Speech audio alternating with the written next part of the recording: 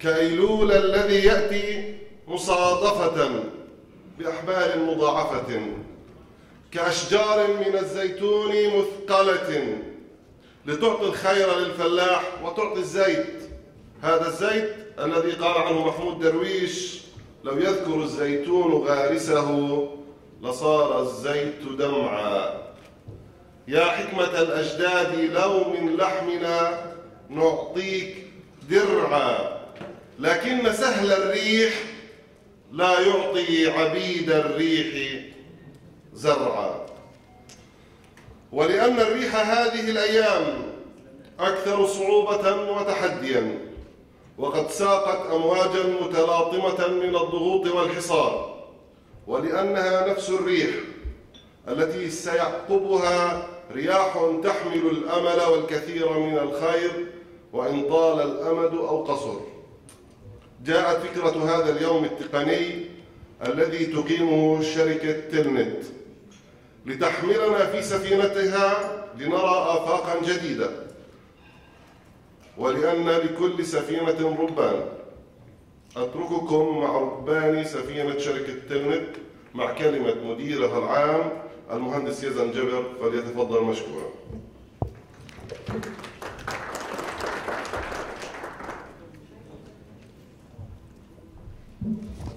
بسم الله الرحمن الرحيم.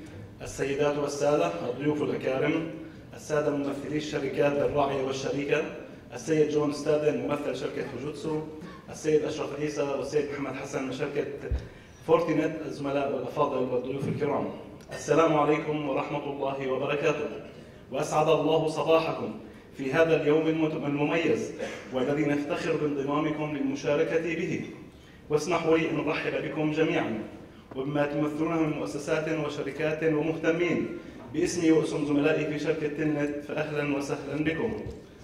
السادة والسيدات، الحضور الكريم، لقد تأسست شركة تلنت منذ أكثر من 5 سنوات لتكون بإمكانياتها وخبراتها وطواقمها لبنة إضافية في قطاع الاتصالات وتكنولوجيا المعلومات في السوق الفلسطيني والمحلي، لتحقق بصمة إيجابية في هذا البناء المتراكم والمتجدد من خبرات وإبداعات، وذلك بالاستفادة من الشراكة مع العديد من الشركات الراعية العالمية الرائدة في هذا المجال، وعلى رأسها شركتي فورتينت وفوجيتسو. لقد قدمنا بحمد الله وفضله للسوق الفلسطيني العديد من الأفكار والمنتجات الجديدة والخلاقة، ونعمل مع غيرنا برغبة حقيقية وجهود مضنية للتميز وإيجاد الحلول الملائمة والخلاقة والمتجددة لتطوير ودعم الشركات والمؤسسات ذات العلاقة في وطننا الحبيب فلسطين والإقليم العربي، فبفضل الله عملنا في خارج فلسطين أيضا، وبما يحقق التجانس والتكامل، فنكون بدورنا هذا مكملين للصورة وجزءا منها، وعاملا من عوامل نهضة وتطوير قطاع الاتصالات وتكنولوجيا المعلومات في وطننا الحبيب فلسطين. لقد كان لنا شرف العمل في معظم القطاعات، وأنجزنا ولله الحمد بكفاءة عالية مشاريع كبيرة وفي مجالات عدة في قطاع الاتصالات والتعليم والصحة والقطاع المالي والخدماتي. بدأنا في كل منها من تقييم شامل لبيئة العمل، وهذه استراتيجيتنا ورؤيتنا للعمل في كل المشاريع التي نعمل بها، لننتقل بعدها للتصميم آخذين بعين الاعتبار جميع التفاصيل والتحديات والرغبات عبر خطط تنفيذية شاملة وصولا للتنفيذ الدقيق، لنستمر بعدها بخدمات الدعم الفني والصيانة لما بعد البيع، وشعارنا دائما والأمر الذي نعتز به: اسألوا عنا من عمل معنا. فكنا وما زلنا وسنبقى بإذن الله عند حسن ظن من طرق بابنا أو طرقنا بابه لتقديم الخدمات والمنتجات. السيدات والسادة الكرام، لقد جاءت فكرة هذا اليوم انطلاقا من رؤية نؤمن بها تؤسس لشراكة حقيقية لتعميق التعاون وتطوير الإمكانيات ولعرض آخر التقنيات الحديثة لشركات عالمية رائدة في مجالها، للارتقاء إلى محصلة علمية ومعرفية تنهض بمستوى العمل وتقديم الخدمات ونقل الخبرات وعرض المستجدات على المستوى الإقليمي والعالمي، والنظرة المستقبلية لما طرأ أو يطرأ من مشاكل أو تحديات، وكلنا نعلم أن عالم التكنولوجيا عالم متجدد ومتغير وتحديات مستمرة. مع التطرق لآفاقها وتجاوزها عبر حلول قادمة متوقعة أو آنية في الأمدين القريب أو البعيد، متمنيا أن تنال المواضيع المطروحة استحسانكم وتفاعلكم. وفي النهاية لا يسعني إلا أن أؤكد مرة أخرى على عمق العلاقة التي تربطنا بكل منكم، وعلى اعتزازنا بكل تجربة سنحت للتواصل معكم عبر المؤتمرات وورشات العمل والتدريب أو من خلال العمل المباشر في المشاريع، سواء تلك التي نفذناها أو التي لم ننل شرف تنفيذها. ولهذا جاءت هذه الدعوة لهذا اليوم شخصية وخاصة لما يمثله كل منكم من مساحة خاصة ومتميزة، وما تشكلونه من رصيد معنوي واستراتيجي لشركة تلنت. فشكرا لكم ولمؤسساتكم ولشركاتكم هذا الاهتمام وهذا الحضور، ونحن على وعد بتكرار هذه التجربة. فهذا اليوم لم يكون الأول ولن يكون الأخير بإذن الله. آملا منكم تقديم التغذية الراجعة حول هذا اليوم مع أي ملاحظات تودون ذكرها للتطوير وتحسين الأداء، وذلك من خلال استبيان بسيط راح يصل كل واحد منكم على الإيميل عبر البريد الإلكتروني. شكرا لكم جميعا لتلبية دعوتنا. شكرا لجميع طواقم وموظفي شركة تلنت، فهم أساس الشركة وسبب نجاحها. واسمحوا لي أن أخص بالذكر القائمين على هذا النشاط وخروجه بهذه الطريقة اللائقة، متمنين لكم جميعا وقتا مثمرا وممتعا في آن واحد. والسلام عليكم ورحمة الله وبركاته.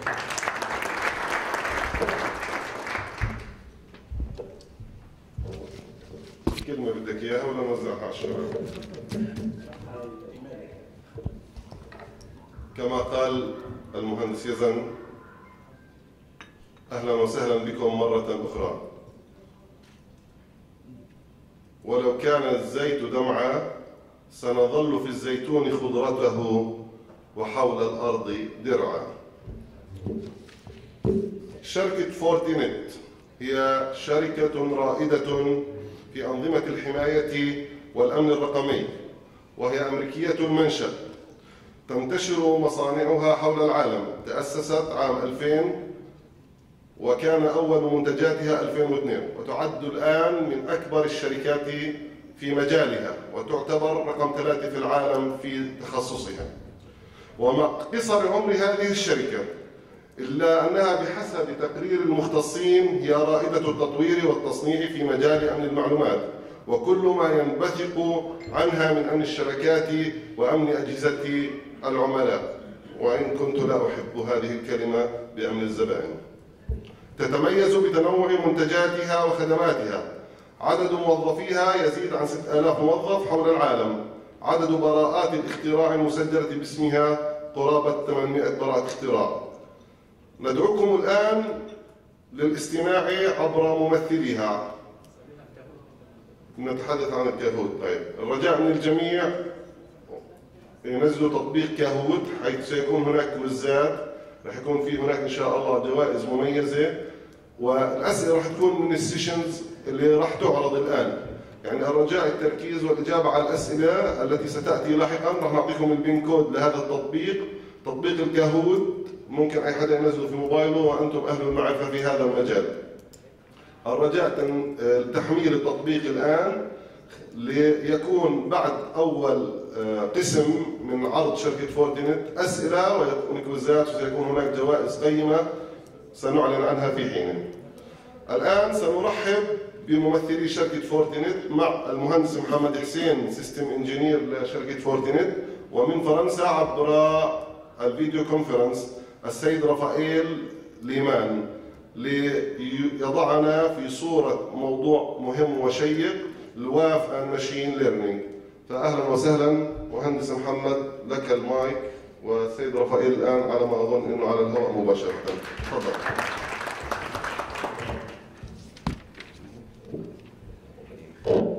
السلام عليكم. بداية بنشكر شركة تلنت على هاي اللفتة الحلوة، اللفتة الكريمة، تكنيكال سيشن داي. بنشكر حضوركم الجميع، أصدقاء وكاستمر جدا. طبعا احنا بفورتينت راح يبلش هلا زميلي بفورتينت فرنسا بموضوع الويب ابلكيشن فايروول والماشين ليرنينج. تمام. موضوع كثير مهم وراح يحكي كيف النولج تبع الماشين ليرنينج تو بروتكت الويب سايتس من الزيرو داي او اللي هي الانون ماليسيس. So Rafael will start now.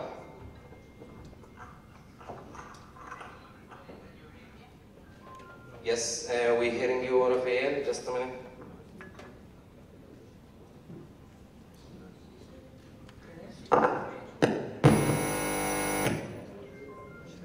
Yes, Rafael, we can hear you now, and we can see the screen.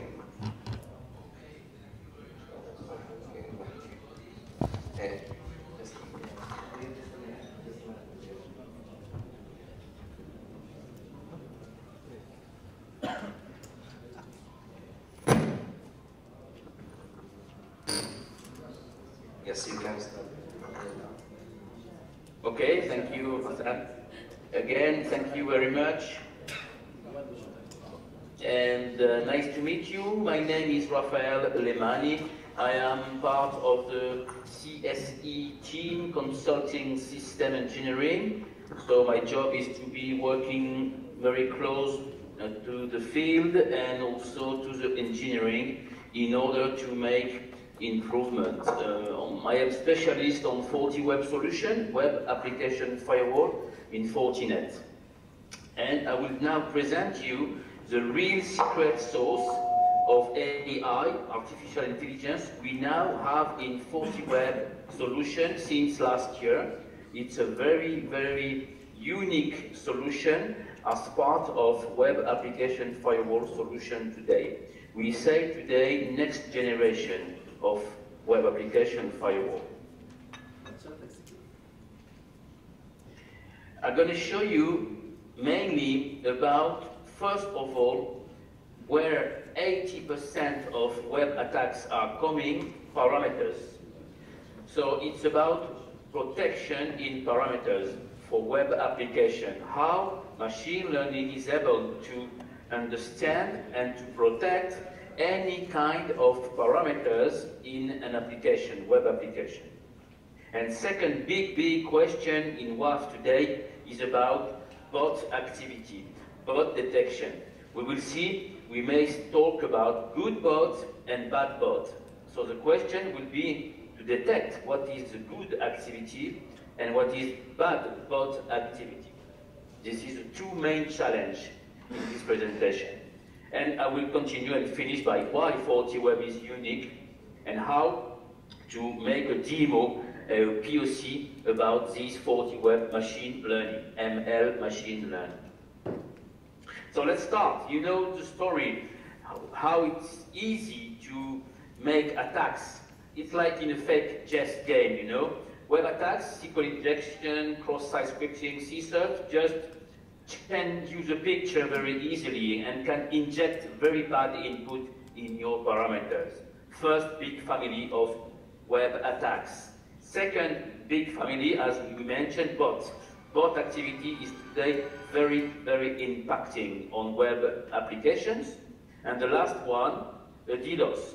DDoS is not part of WAF, right? DDoS protection should be part of very first in-line protection. But just to mention that DDoS also may really put a big impact on your web application. So let's start with machine learning for parameters protection. Okay, parameters, let's start off how FortiWeb is able to understand by machine learning processing behavior-based analysis about how the web application is really using parameters. Very easy way to see a parameter in a web application is just the form itself. For example, the login form. Here you can see username, password as parameters, right?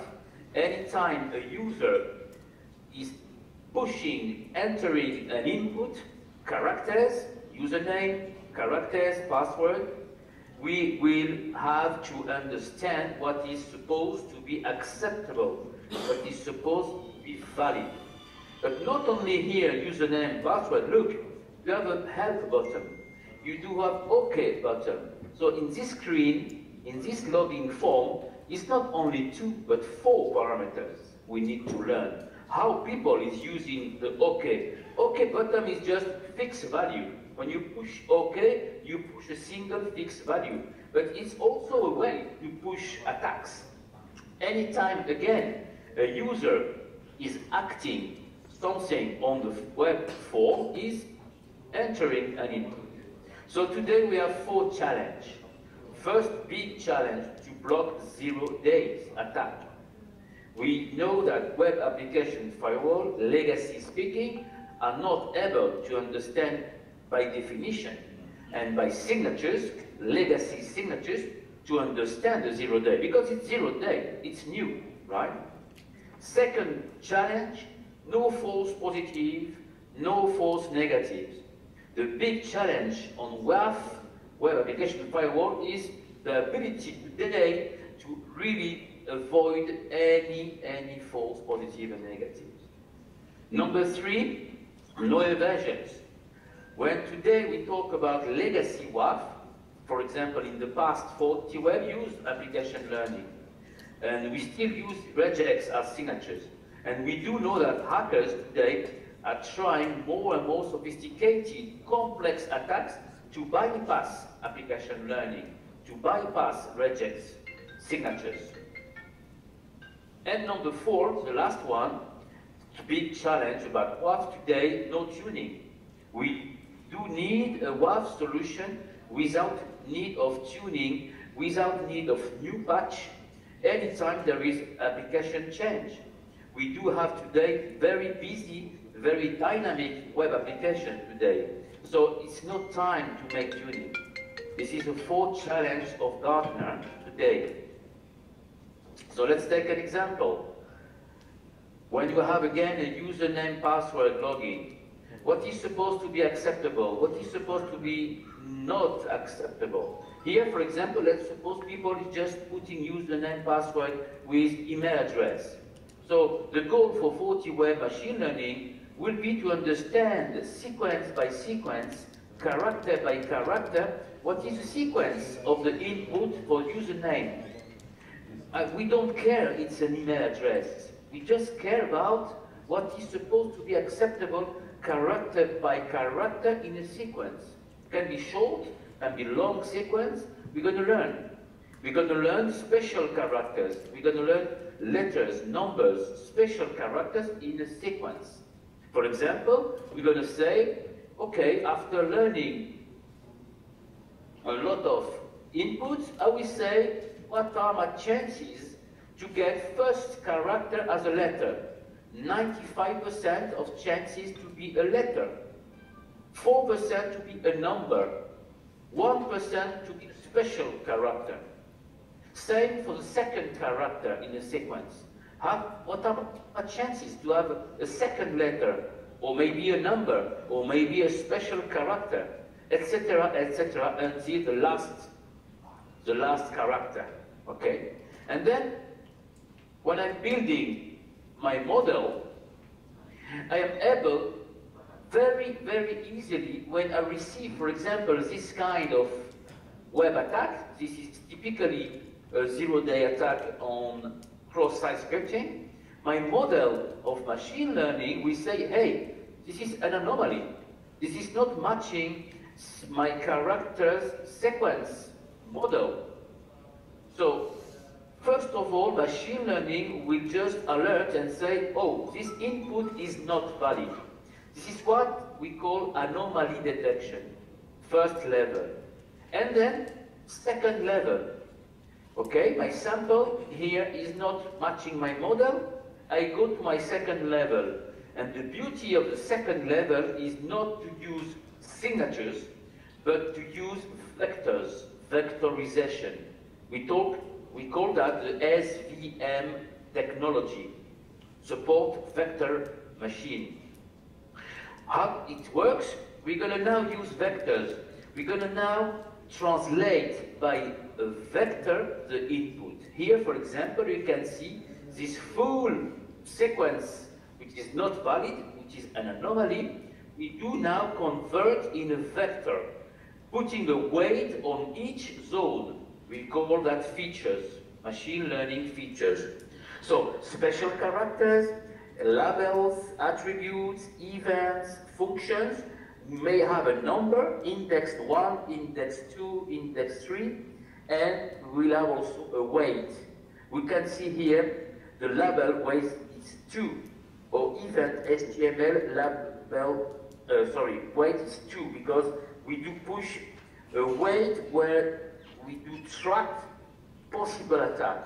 And for sure, at this moment, the SVM vectorization level 2 technology will just detect a cross-site scripting. So again, the beauty of this machine learning for parameters protection will be to run 2 levels. First level, we are detecting anomaly. And if there is anomaly detection, we go to second level. We don't need to use signatures for any single input anymore. No need. We just need to escalate as an anomaly first. Meaning what? Meaning that if somebody is putting a typo or a wrong character, this is not an attack. This may be an anomaly, but not an attack.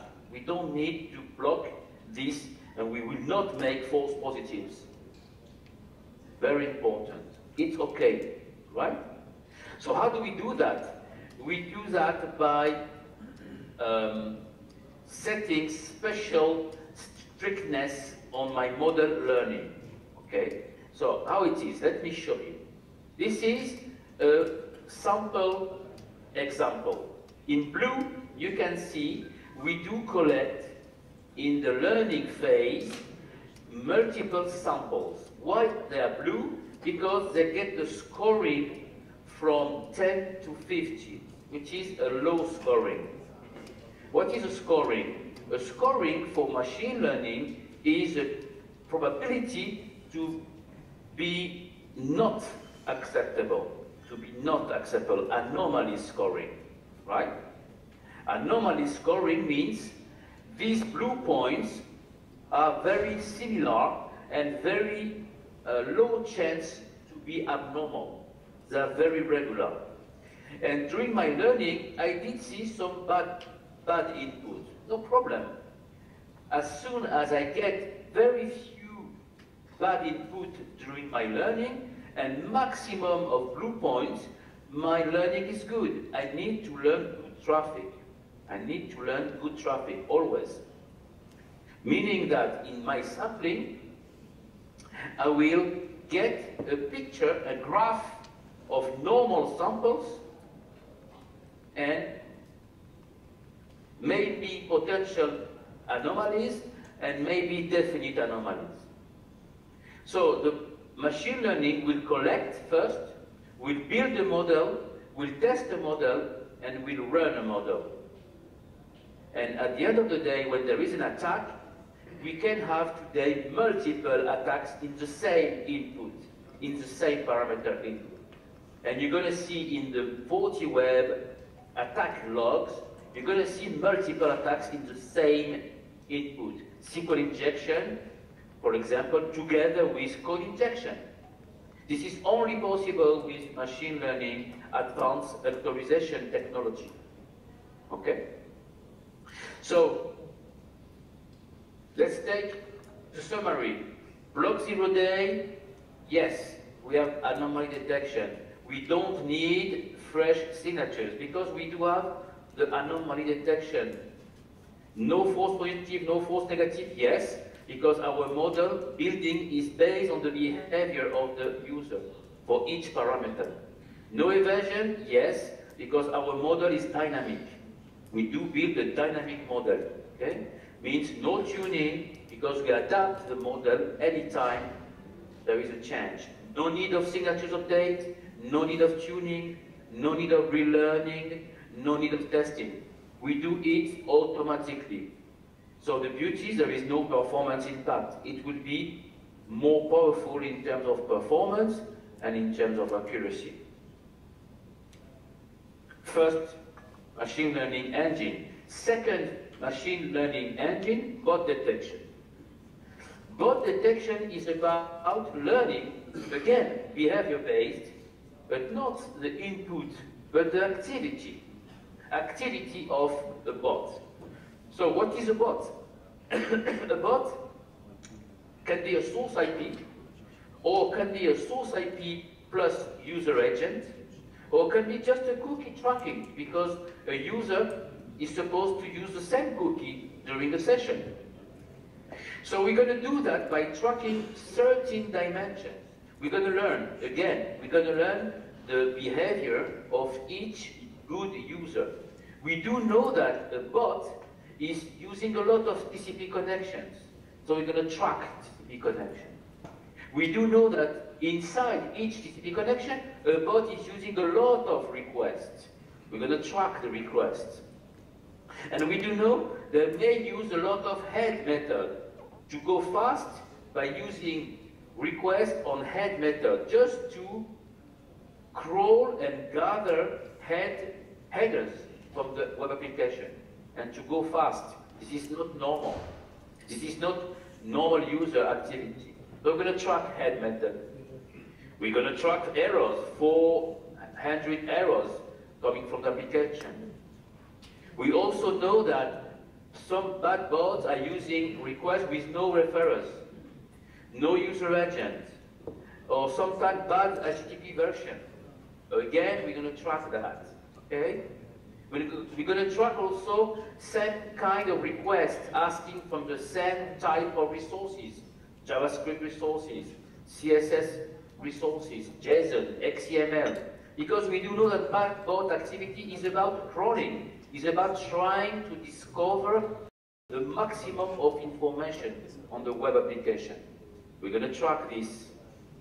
And at the end, we're going to track also robots text file, request, and anything by period of time and traffic of average rate.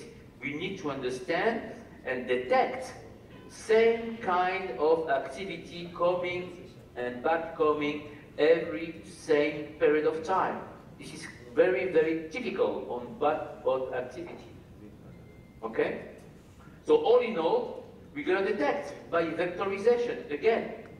Just by learning and building a vector model, we're going to say, hey, this specific IP or specific IP and user agent or specific cookie session is using something wrong.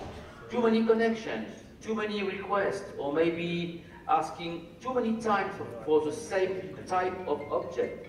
So we're going to detect this as deviation of the model, and we're going to block it.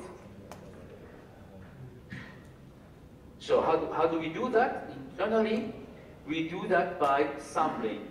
We do sample these 13 vectors dimension counters any new hour. Here, for example, I will just need 2 samples per hour.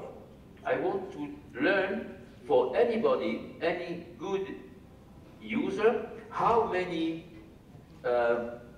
what is the activity around these 13 counters. For example, here I've got 3 times 2 samples, okay? And I get 1 sample of 2 vectors in yellow. And I got 3 samples. I need, for example, because I know my application needs a minimum of sampling. And based on that, I will use my configuration to say, I want to track user by IP and user agent, and I want to build my model. Okay? So again, if I show you, let's take an example. 1 minute, 5 samples, 10 sample count. I will count any single user 5 times, 5 samples during 1 minute, and I will do it 10 times. And at the end of the day, I've got my sample. And based on that, if I need to build a model, building a model means I need a minimum of samples. And if I got a minimum of sample of valid samples, FortiWeb will build a model and test the model. Okay? By testing of different level of accuracy, okay, don't worry, everything by default is okay. we are getting a high level of accuracy. By default, look, it's 95%, meaning we do have a very high level of testing of my sampling in 3 rounds. We do it by 3 rounds. We build 3 models, we test 3 models against the samples, and then we decide the best model. And after the best model, we are able to detect a violation. Look, if I have, for example, 3 anomaly counts, it means we need to wait 3 times one of the violation, and at the last time we block it. So this is very, very accurate. The model building is very accurate, and the bot activity detection is very accurate. So again, very few chances to make a false positive. We do track this because we never stop challenging. Anytime there is an anomaly detected on bot activity, we send a challenge. And by tracking how many times we detect an anomaly and how many times we send a challenge to the bot, we do understand if the model is good. Because in real life, you may have some anomalies from good bots. Good bots can be just human. No problem. We can challenge browsers, and if it is a real browser, it will just accept the challenge. But if it is a bot anomaly, we will not accept the challenge, and we're going to see the blue line tracking the anomaly detection. So this is the model itself, view. When you go to the FortiWeb, you can see the model we are building for each 13 dimension. Here, for example, you can see one blue line is one sample. Orange and red were 2 bad traffic during my learning phase. No problem. As soon as I got a lot of regular input during my learning, same question for parameters. When you talk about machine learning, you need a minimum of regular activity to build your model, to test your model, and to apply your model. Collecting, building, and testing. Very important. And look, the log will show you, again, very, very advanced visibility about what is wrong here. Multi-vector attack. Here, you can see one bot activity using a lot of, or getting a lot of errors. In red, here, you can see this dimension burning. JavaScript burning, throughput burning, compared to the normal average green values. Okay? Behavior-based again. So how do we need to test machine learning? First of all, need to learn. For parameters, machine learning, you need to learn legitimate traffic. You can use just legitimate scripting, for example, to build your model. You can also import anomaly models if you have also tested the anomaly machine learning in testing environment. And then you can test 0 days, no problem. You will block it. Same for bot model. You can import bot model and set bot scripting very easily. This is what we show in our workshops. We do build the model by legitimate traffic scripting, and then we send 0 days scripting. And we say bot scripting, and we see that FortiWeb is able to detect. So why FortiWeb all in all is unique? First of all, because we do use the full protection before anything. We do use IP reputation for botnet, malicious hosts. We do use DDoS protection in the profile. We do use protocol validation, HTTP. We do use signatures, first level, well-known attacks. We have it. We have advanced signatures for that. Then antivirus and DLP detection, data loss prevention, integration with sandboxing, if you like, and then you can use advanced protection, like credential stuffing and machine learning. So it's like, you know, we do have scan order anytime we need to use a specific protection, from the very IP reputation level, DDoS protection, to the advanced protection and machine learning protection. Everything is correlated, and you can use and track device and user scoring by tracking. Not only that, on FortiWeb, you have also the central management. In case you need to deploy and manage multiple clusters of FortiWeb or standalone of FortiWeb, you can use central management for device managers, managing, configuration, managing, job scheduler. You can schedule a job to synchronize, to change the configuration by just a schedule, okay? Licensing and logs, visibility. FortiGuard, what is it? The minimum bundle is a standard bundle. With this standard bundle of FortiGuard subscription, you have 3 topics.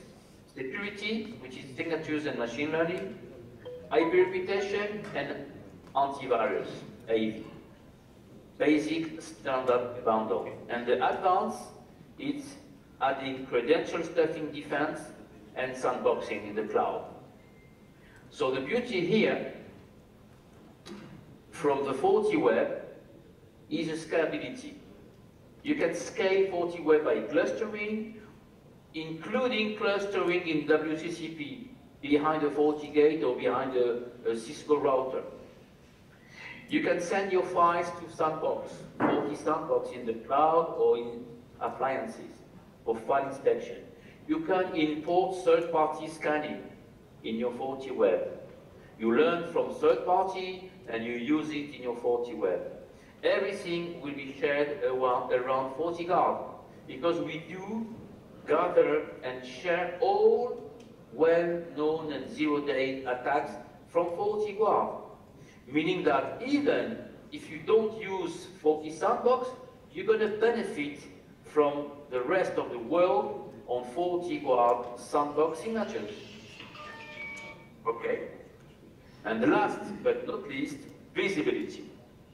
The main challenge today on WAF solution is the ability to very, very easily go and see not only the topology of your application, what kind of servers, application is up and running, but also the real-time visibility and drill down. You can now on FortiWeb see in real time the real attacks coming to your web application and drill down in terms of visibility, what are the top real-time attacks, SQL injection, for example, and if you click on it, you're going to see the details of it, per source, for example, per country, per device, per method, per URL, even per CVEs and OAuth top 10.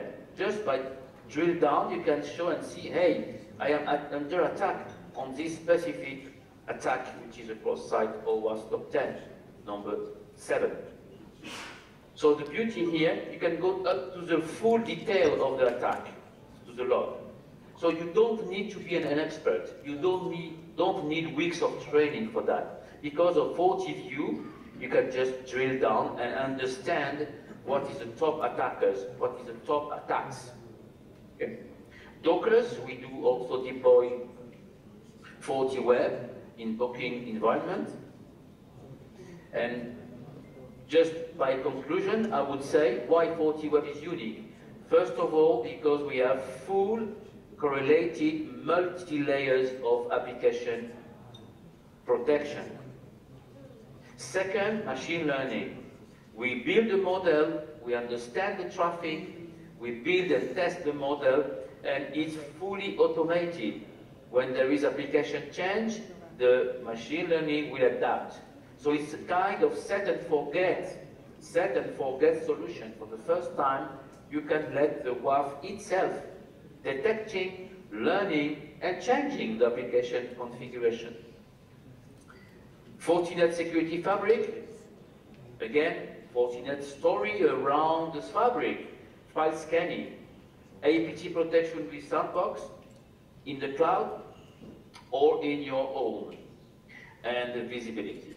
FortiView is unique. Why? Because it's really adapted to visual analytics about the origin, the violation, who is doing what in terms of web attacks very easily. I don't know if you have some question or if I have some more 5 minutes. Thank you so much, Rafael, for the great presentation. I don't know if you can hear us very well, Rafael. Okay.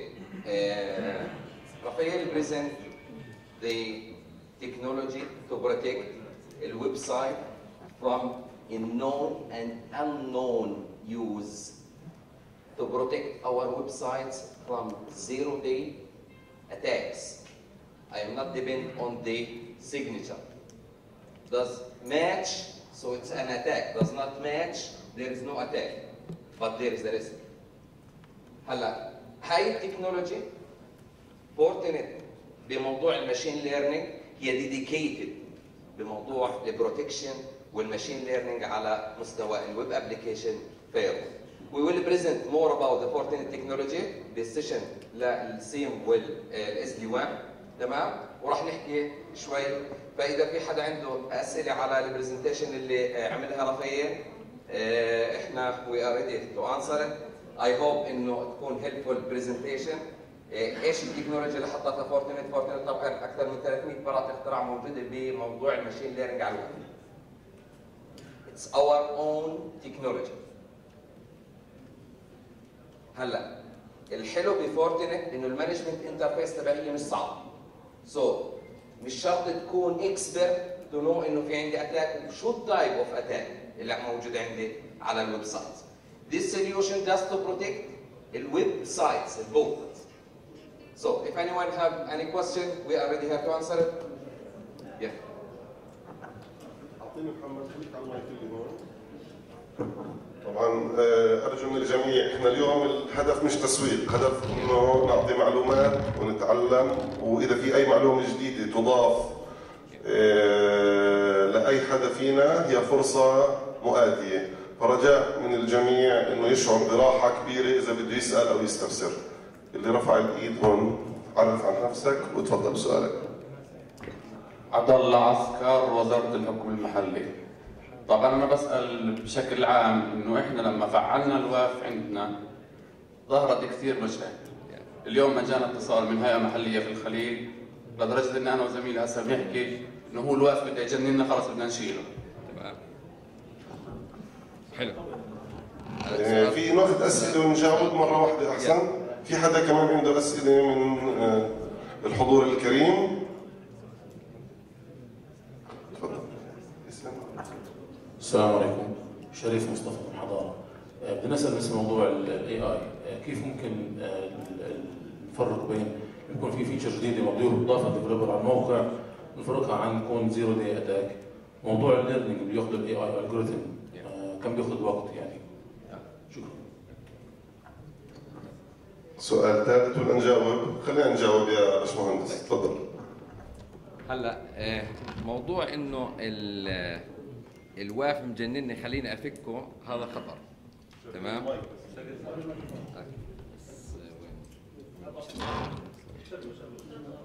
شغال.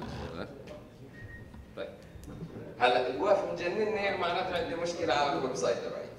هون دو نوت ريموف ات. هلا لازم يجننك. هلا انا في عندي شغلتين، في عندي الفيكس سيجنتشر وهي هاي اللي احيانا فعلا بتسوي لك مشاكل لانه عندك الفولس بوزيتيف عالي.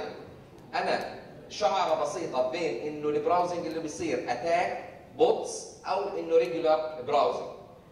اللوجز هاي دائما بالامبلمنتيشن للويب، الويب لازم يضل فتره اسبوع just monitoring not prevention not protection monitoring to see انه هل الاكسس اللي عماله بيصير على الويب سايت تبعي ريجولار، اي اكسس ثاني اي تكنيك ثاني هو بوتس او هو اتاك. الفتره اللي بنهننا فيها الويب هي فتره المونيتورنج. يو ماست بي فوكس على كل اللوجز والايفنتس اللي عمالها بتصير. but لازم يكون في عندي web application firewall does not depend on the signature only. I must protect my website من zero day من unknown. هلا هون بموضوع الماشين ليرنينج. اوكي I can create two policy, one for protection للسيجنتشر اللي انا اوريدي عارفها وخايف من الاتاك عليها، وسكند بوليسي تشتغل at the same time for machine learning. to learn اللي هو الاكتيفيتيز الاكشن اللي بتصير على الويب سايتس وانا اخذ الكوريكت اكشن تبعي. موضوع الاي بي اي let me ask رافائيل.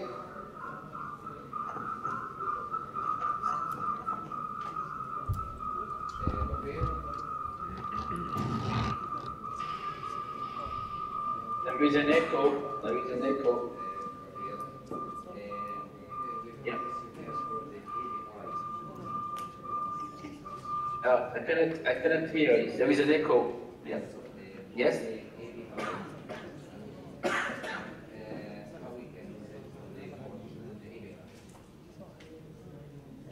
The API. What is the API?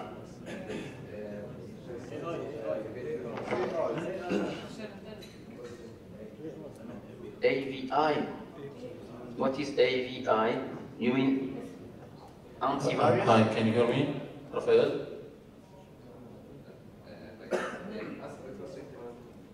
Can you hear me? Okay, my question is that for the learning time, how much does it take to learn the new traffic pattern? For example, if a developer pushed a new feature to the website with the new attributes, how it will distinguish it from a zero-day attack, and how much time it would take for the learning curve? Thank you. Yes.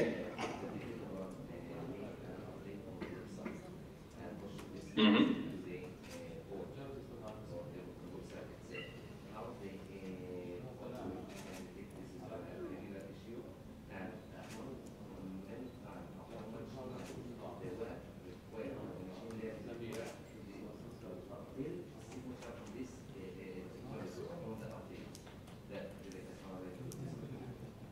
Okay, thank you for the question. So, it is one of the slides I went very fast.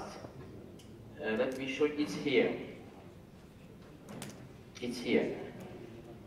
By default, just to give you an idea, by default, we do need 5,000 of inputs before building a model.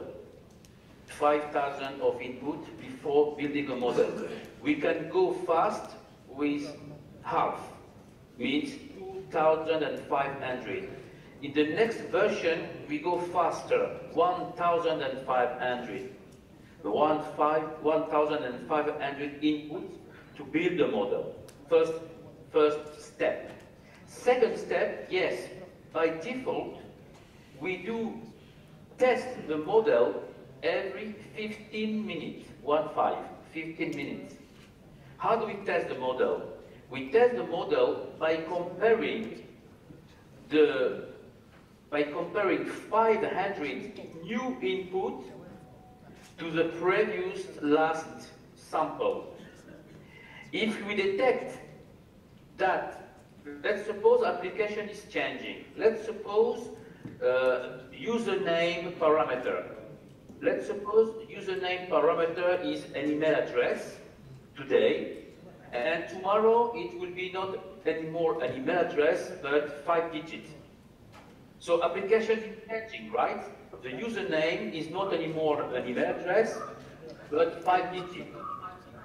So in our FortiWeb, we're going to detect immediately that this specific username parameter is not anymore matching the model. So we're going to say, oh, there is a change. How? We have high level, medium level, and low level of detection change, of change detection. High level is when the sampling medium statistic value is changing. Just the medium value, we call that the notch value. So we are very sensitive. For sure, when you change from email address to 5 digits, the change is very, very easy in high level detection to detect. Medium level, we're going to compare not only the medium scoring, but also the average scoring. We call that the IQR. This is pure mathematical. Okay, 2-dimension detect in medium level, and in low level, it's because we have a very, very sensitive big change. For example, in my example, when you change from email address to 5 digits, low level is enough. Because for sure, by testing the scoring of 5 new input as username in 5 digits compared to email address, immediately the picture of the scoring will change. What you see here is a picture of the scoring. Let me show you in real, if I can show you the FortiWeb in real.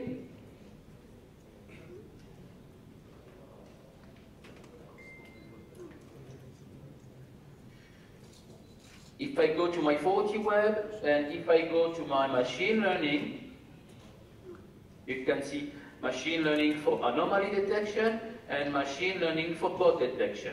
If I go to anomaly detection, I can see the job, the running job of my machine learning. Let's see my parameters. I can see the tree view. My FortiWeb machine learning is discovering my tree view.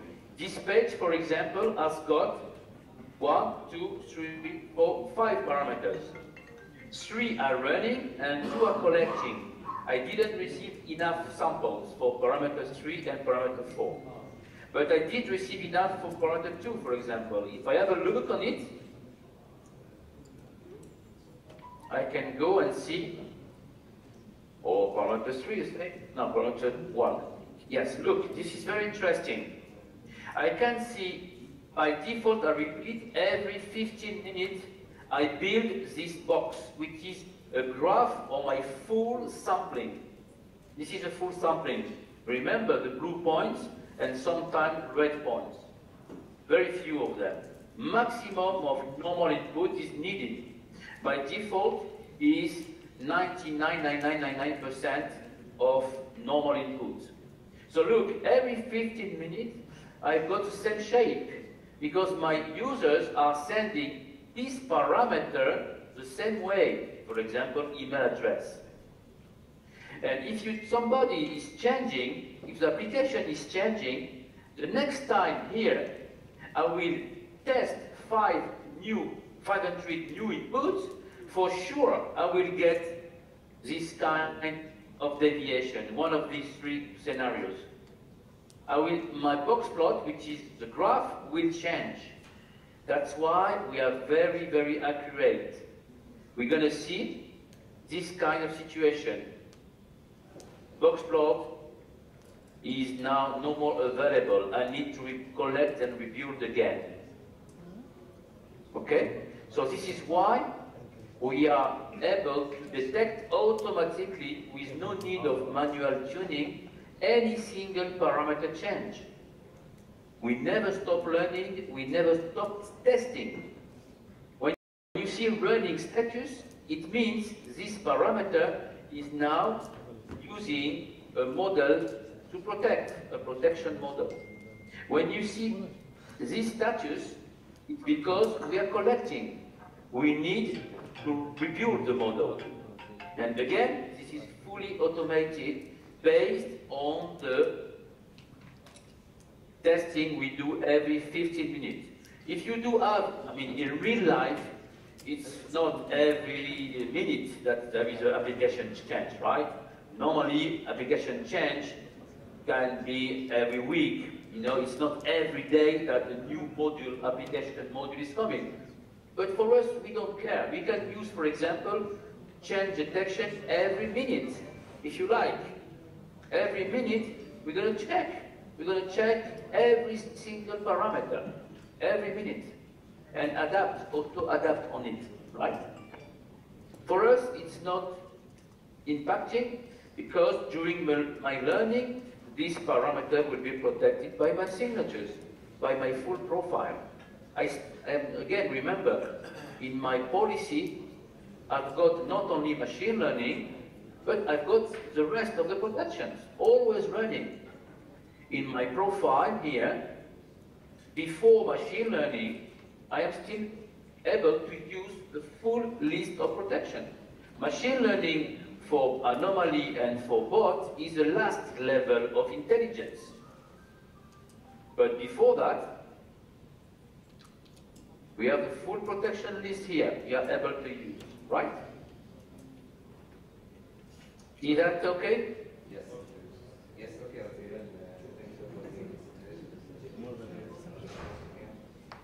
Sure. Yeah. Okay. طبعا الويب تكنولوجي والويب بروتكشن تكنولوجي هي تكنولوجي العلم فيها كثير واسع. سو احنا هون السيد اشرف عيسى الكانتري مانجر لفورتينت، انا محمد حسن سيستم انجينير لفورتينت.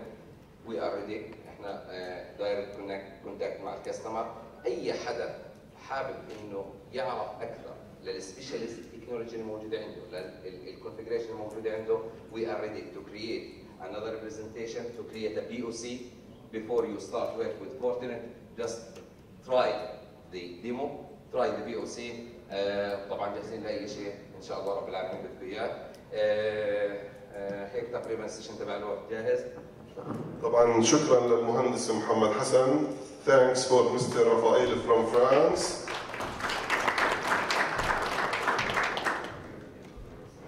نرحب بمن جاء لاحقا. اهلا وسهلا بالجميع مره اخرى.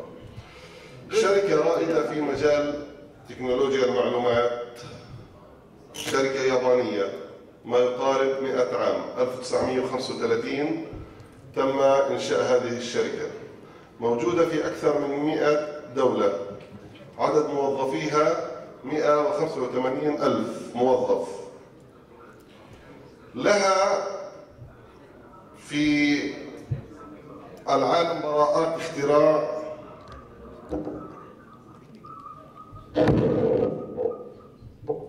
تجاوز 250,000 براءة اختراع مسجلة لهذه الشركة، في حين الكثير من الشركات العالمية لها عدد أقل بكثير من ذلك. هذه الشركة لها 250 براءة اختراع مسجلة. 250,000، احنا قلنا 250,000 العدد مهول. نعم. طبعا لها منتجات عملاقة تنتج في ألمانيا في مدينة ميونخ حاليا الكثير من منتجاتها، وخصوصا الR&D. فرصة اليوم لنستمع من نفس الشركة عنها وعن منتجاتها وعن التكنولوجيا التي تسبق بها كثير من دول العالم. هي الأول يابانيا والسابع على مستوى العالم في مجالها. Please welcome with me with Mr. John Staden, Research Director, Fujitsu Middle East. Please on the stage. You are welcome, sir. Thank you. I didn't test the mic actually before I started. So I'm a little quiet when I talk, so if you start falling asleep, that means I'm talking a little quietly. But I'll try my best with the microphone anyway. So this is my first time in Palestine. I have to say I've been in the Middle East since 1993. So it's taken me a long time to actually get invited. So I'm very happy to be here.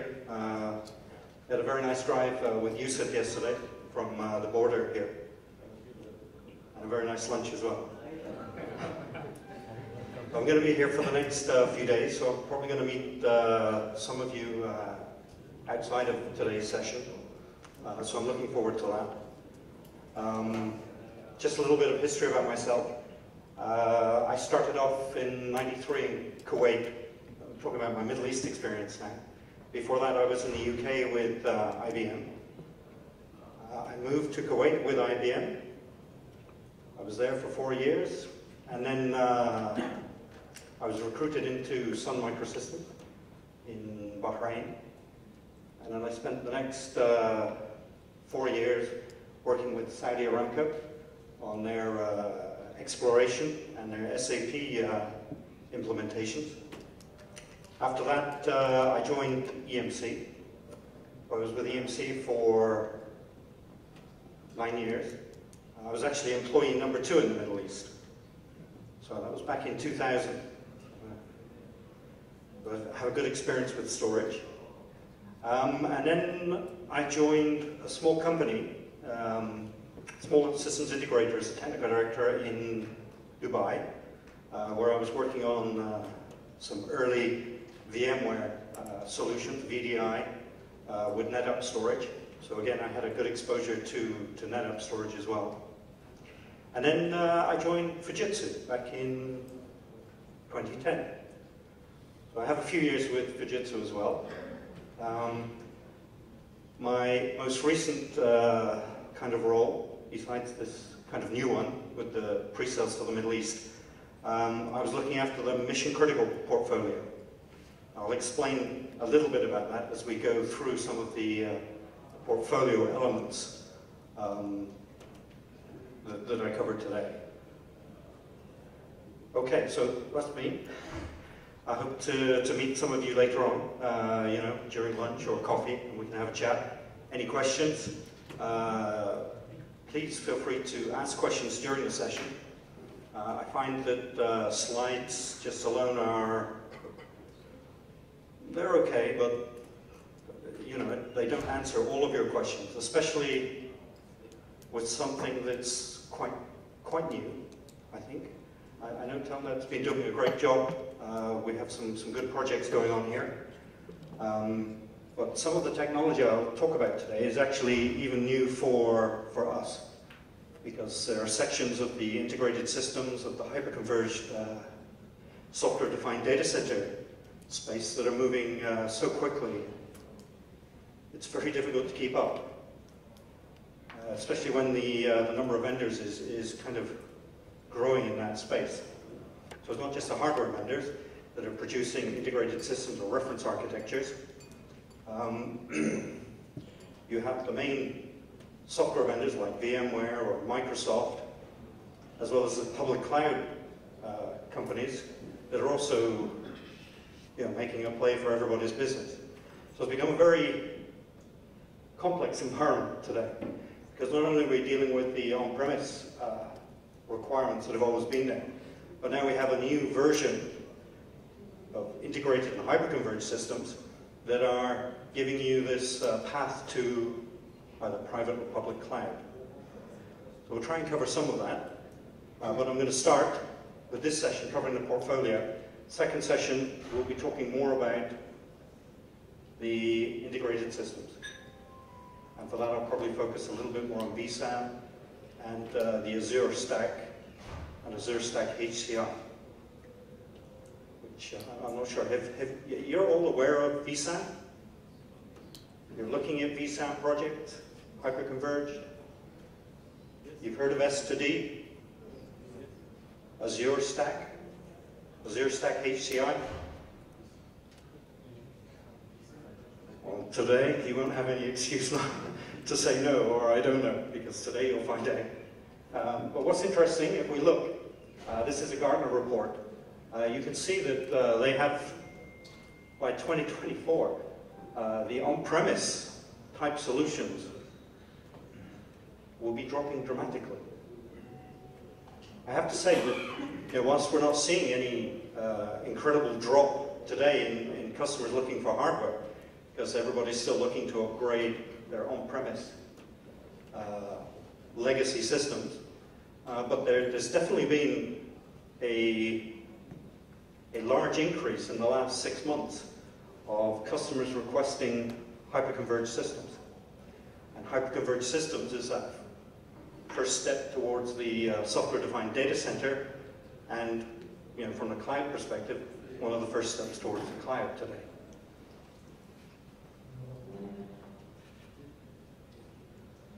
It's more a marketing slide. You know, if you're in the data center or you're planning for IT and you're trying to integrate all of these new Internet of Things devices, or collect all of that data, or analyze some of that data, I think you probably already know that that whole activity is quite challenging.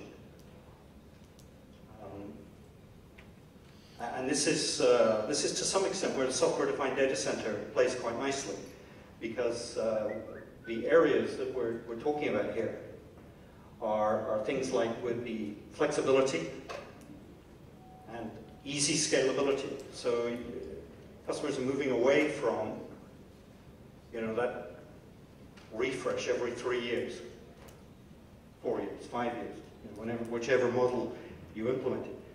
And the software-defined data center technologies are allowing you to scale just by adding nodes. You can scale performance and capacity just by adding nodes to the environment. The agile cost model, you'll see that in some of the Azure Stack pricing. So with Azure Stack today, you get two models of pricing. One is on a consumption basis, like you would do with a cloud. You pay for a virtual machine or you pay for some compute, and when you stop using it, you turn it off. It's a consumption model.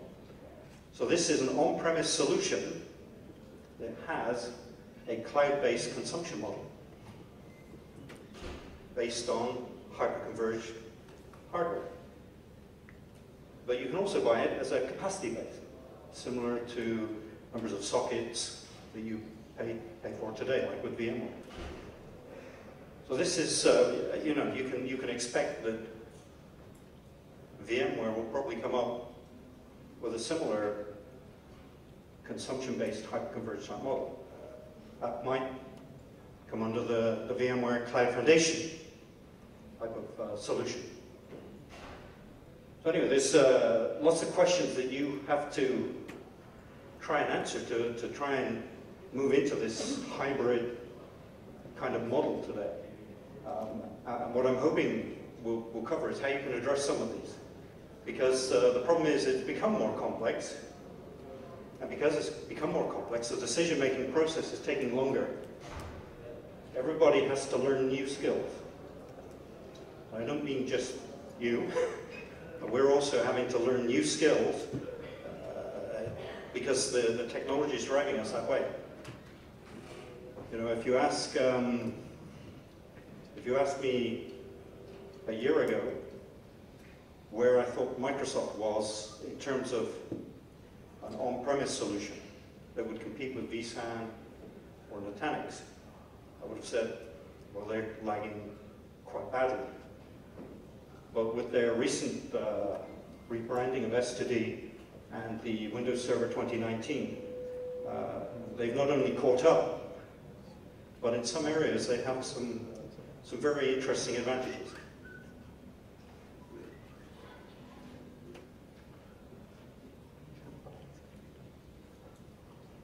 So, I don't know what your exposure's been to the entire Fujitsu portfolio, but Fujitsu's a very old, I don't mean that in a bad way, a very old company in IT.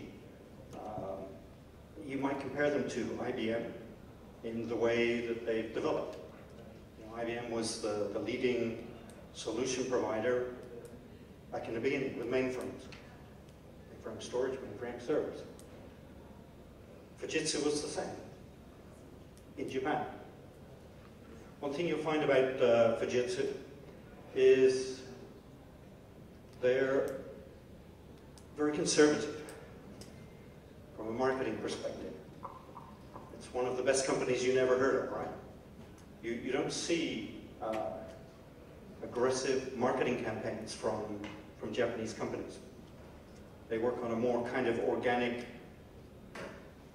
win a customer, develop the customer, become trusted, and that's the way they've been growing their business. So from a server perspective, we have a very large portfolio, ranging from the typical little tower systems that you'll see deployed in retail outlets or small SMBs. We have quite a few large retail customers across the Middle East that have a Fujitsu server in every outlet. So Starbucks, part of the Al Shaya group, every single Starbucks has a Fujitsu server behind it. We also have the our rack servers. The rack servers are typically becoming the main option for the hyper-converged. Because inside one of these systems, we can now hold around 28 flash drives. Now the flash drives inside the server now are about 6.8 terabytes each. 7.68 of it's just SATA. So you can imagine, you start building out a scale-out storage system with 28 drives. If you look at our storage system, the Eternus, we only have 24 drives. We can actually, per rack unit, we can actually probably store more capacity than you might see, or flash capacity, than you might see on a storage array. We also have a multi-node offering, and a multi-node is something like a blade server, but without the blade chassis infrastructure. So again, it's made for large scale-out type applications, but without the embedded switches and basically the switches, the fiber channel switches and the Ethernet switches are replaced with top-of-rack type switches, which when you think about it is a little more flexible because we're also seeing quite a large transformation in the networking side. And again, that's driven by the hyperconverged type applications that are now replacing fiber channel with 10, 25, or 100 gigabit. So that's one of the characteristics about hyperconverged. You basically lose the fiber channel storage area networks and storage areas. But again, I'll cover that a little later. But so these types of models now are becoming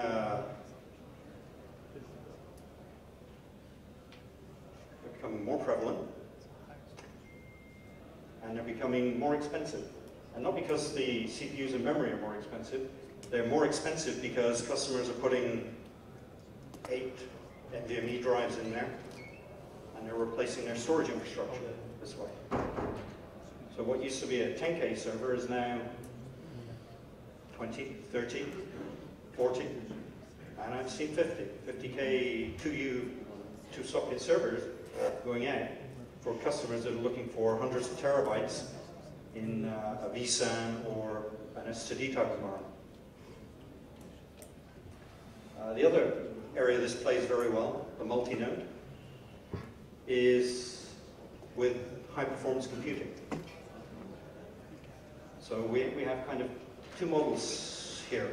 One is focused on things like VDI and HPC with GPUs, and the other is just in very large parallel deployments. So we can get, for the parallel aspect, in a 2U footprint, we can get 4 2-socket servers. Again, I'll cover a little more a bit later. And we also have the ability to put in liquid cooling. So these, actually a lot of our servers in the rack and in the multi-node can be liquid cooled. And the way we do liquid cooling is we tap into a data center chilled water feed, and we have a heat exchanger unit that we add to the rack. It's really not an expensive solution. You imagine that liquid cooling might be kind of horrendous. Actually, we do have a horrendous, the expensive liquid cooling. It's called liquid cooling immersion. I don't know if you've seen any of the YouTube videos where you'd have actually a CX400 in a submerged in liquid with rubber ducks floating on the top. When you get a chance after, maybe have a look for liquid immersion cooling, and you'll find some Fujitsu videos. Well, that's really aimed at the very intensive customers that are running multiple GPUs and are looking for the best way to cool them. Okay? And you can put these liquid baths into any kind of data center. It doesn't have to be you know, a modern data center, because everything sits inside the bath. Okay, and then we get to the mission-critical platform, a platform called PrimeQuest. Everything to the right, to the left, sorry, comes under the Primergy heading, which is our standard x86 portfolio. The mission-critical platform is one that's still designed and manufactured in Japan. It's manufactured in the same factory where we make our mainframes, where we make our Spark M12 servers, where we make our storage. We also make the PrimeQuest. So this platform is a little different. If any of you are familiar with the RISC environment or the mainframe environment, you know, we talk about physical partitioning, we talk about LPARs, and really we're looking at the highest level of reliability and availability. So this platform is designed to deliver in excess of 5 nines. We can partition it, we can create reserve system boards, and again, if you've been using mainframes or SuperDOMs or P-series, this is kind of the positioning that you might find at PrimeQuest. Okay, so I have a little more detail on each. I'm not going to spend a lot of time because they're just boxes with different types of CPU and you know, different levels of expansion. So I mentioned the little rack servers. We start from single socket, 1U, and today everything is within 2U. So in the last couple of years, what used to be a 4U, 4-socket type server has now been shrunk down to a 2U. And basically, the 2540, this is one of the main platforms we're seeing with the hyperconverged architecture, where I mentioned the 28 2.5-inch drives. So we have an all-flash and a hybrid version of this. So we have many models of each that you can see. Typically with the 4-socket, we're probably seeing that more on the smaller HANA deployments. I don't know if any of you are looking at in-memory databases, but obviously the additional sockets gives you extra memory, so you can run large memory models or real-time analytics. I didn't mention the CX600, so it's a slight, it's a kind of different take on a high-performance computing system. It uses the Intel Phi, and we can actually, I think, get eight of these servers into a 2U space. But you know, Phi is not so popular as the GPUs for high-performance computing or AI. So typically we'll see this model either for customers that are looking to use vGPU to accelerate their VDI. So I don't know if you're aware of the vGPU, the ability to use one of the GPUs that NVIDIA produces, and it will accelerate your virtual desktop by accelerating the graphics. So for example, you might get 32 concurrent Windows 10 users with very high-level graphics running in a virtual machine with a GPU that has 32 gigabytes of memory. Okay, so this is for customers that might be running AutoCAD as a physical desktop, but then they want to migrate it to a virtual environment. And there's some benefits to doing that. Licensing is one, and flexibility is another, because you can share licenses across more engineers than if it's linked to a physical desktop. But anyway, that's a whole other topic. I mentioned the mission critical platform. So we've actually superseded these now with the E2 model, which uses the second generation Intel Xeon scalable architecture. So we can have up to 8 CPUs in this platform. The 8 CPU business model is something you might see, again, for SAP HANA. Customers that want to run in excess of 6 terabytes will find that it's probably more cost effective to run an 8-socket system than a 4-socket. It's just to do with memory cost, the size of the DIMMs. When you move up to the more expensive DIMMs, it actually becomes cheaper to use an 8-socket that has more slots. The mission critical E-series are the ones that are partitionable. And when I mean partitionable, it means I can create 4 partitions. I could run on partition 1, Windows Server. On partition 2, I could run VMware. Partition 3, I could run Red Hat. Partition 4 could be Oracle Linux. Even the CPUs don't need to be the same in that scenario. I could have 4 or 8 core database optimized CPUs for my database. And I could have 24, 28 core CPUs for VMware. I can also define something called a reserve system board, which is the ability for the system to kind of reheal itself. So it's kind of like a cluster, an active-passive cluster, where I can define some hardware components that will take over from a critical partition should it start to fail or experience problems. So it's quite an interesting platform for customers running Oracle RAC, or somebody might be running their billing system or their core banking system. You get these high levels of reliability and flexibility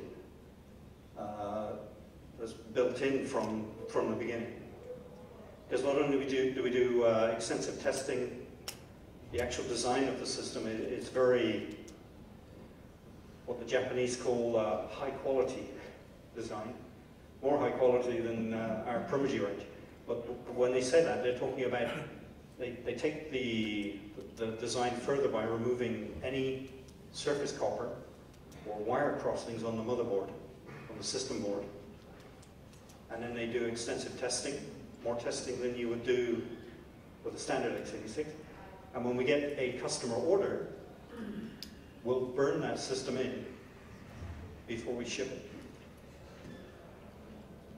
So it's a different concept to providing higher reliability to the x86 platform.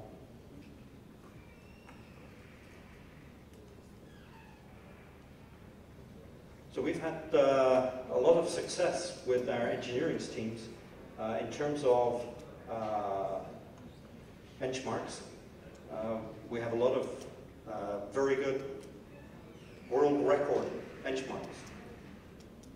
You can check, if you look at the SAP, SAP SD, TPCE, Spec Power, you'll find, or even VMware, the VMmark, you'll see that we have a very good presence as the leading hardware benchmarker. And it's not just performance, we also have leading energy efficiency for all of our systems as well. So this is kind of summarizing our leadership on the VMware benchmark, the VMmark. You can see that for the numbers of cores and the years that we've been taking part in this benchmark, that we've had the #1 position. I remember from 2014 to 2016, with the Prime Quest, we were #1 for 2-3 years in a row.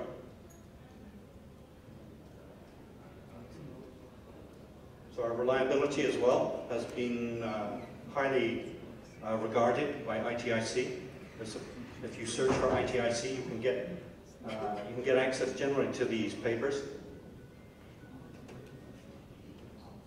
Efficiency as well, I mentioned. So you know, you have the opportunity to select platinum, titanium, gold. You can select your power efficiency.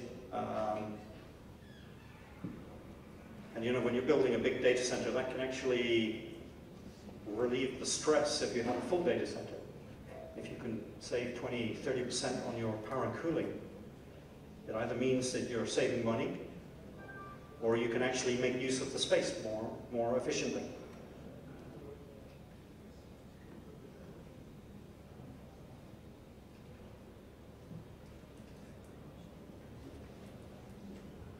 Okay, so that was just a quick summary of service. Believe it or not, we can drill down into each one and tell you a lot of boring type facts about the hardware. So if you want to know about a specific platform, we can always come and talk. For example, you know, with the Prime Quest, because it's a new concept for a lot of customers, we can run a 2–3 hour workshop talking about the concepts behind the design and how we achieve the availability. For storage, as I mentioned, we've been doing storage since we began. Mainframe storage back in the 60s. Little sidetrack there. In Japan, in the Innovation Center, it's quite interesting. They still have a running first-generation mainframe. It's like takes up the whole wall. It's very interesting to see that. From a storage perspective, you know, we have a full portfolio, and where we've not had a full portfolio, we have a great partnership with NetApp. So we've been their leading partner in Europe for the last few years. We've been the leading partner in the Middle East as well. So we also work very closely with NetApp. But if you look at the Fujitsu portfolio, we have the Eternus AF range. These are all-flash storage arrays. So they come with all the software enabled for dedupe compression. We support Fiber Channel, 32 gigabit, 10 gigabit iSCSI, and we can implement NAS as well. The DX range starts from a very entry-level DX60. We go to the DX100, which again is a very entry-level. And we start with a 200, which is kind of the beginning of the enterprise with full software support, snapshots, replication, dedupe, unified NAS as well.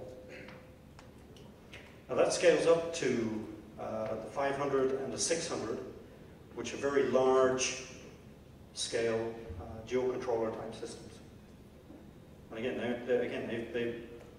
all of them have very good performance ratings. Going beyond the dual controller, the mid-range type storage, we have something called the 8000 series. Now the 8000 series is similar in concept to something like an EMC VMAX or the big Hitachis. And this one storage array will scale to 24 controllers and many petabytes of storage. You'll find it in the #1 position on the SPC1 benchmark with 10 million IOPS. You'll also find it in the #1 spot on the SPC2 benchmark for bandwidth. So it's a very powerful array. If you're into very powerful arrays. Like I said, a lot of customers now are looking more towards the hyperconverged. The CD range. This is an appliance that implements Ceph.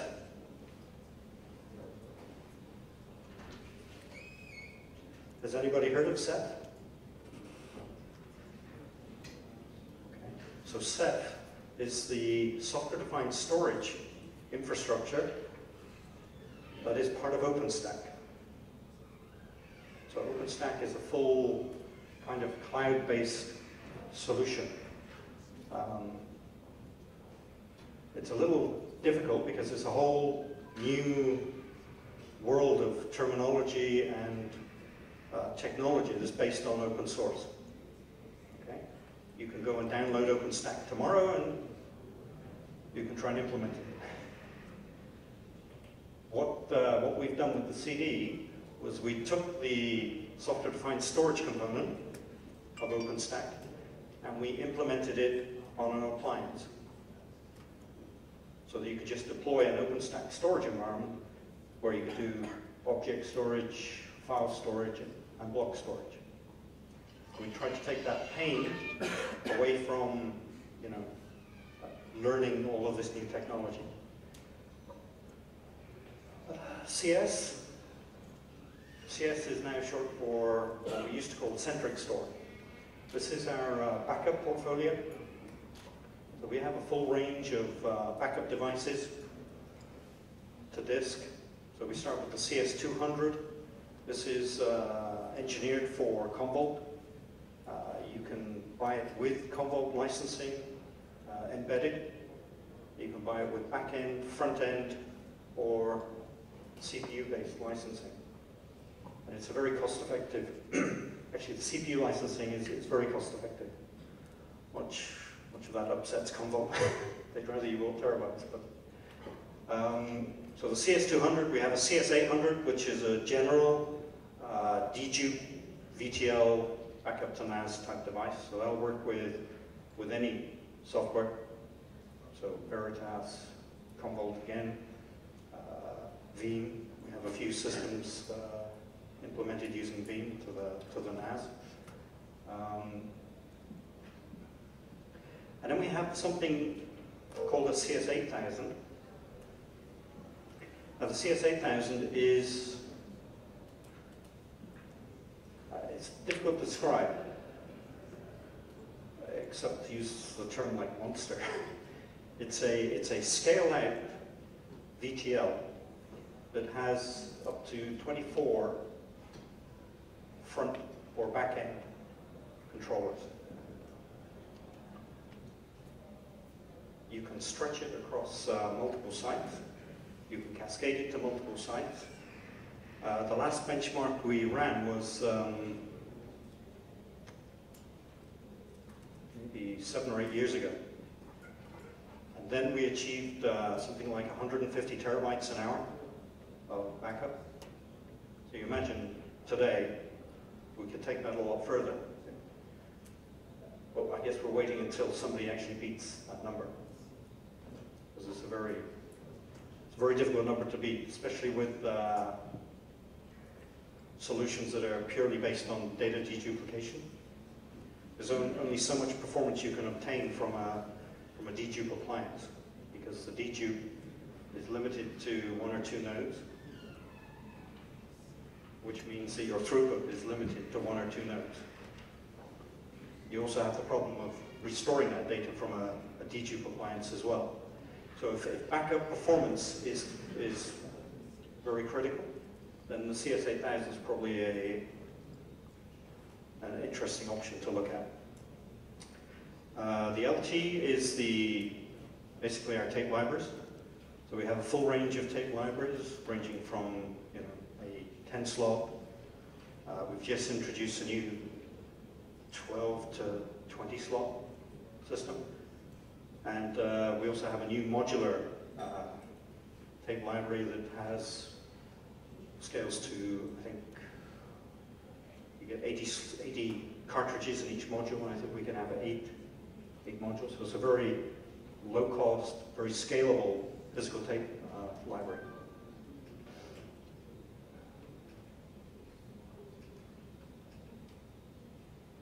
Okay, I won't go through them all again.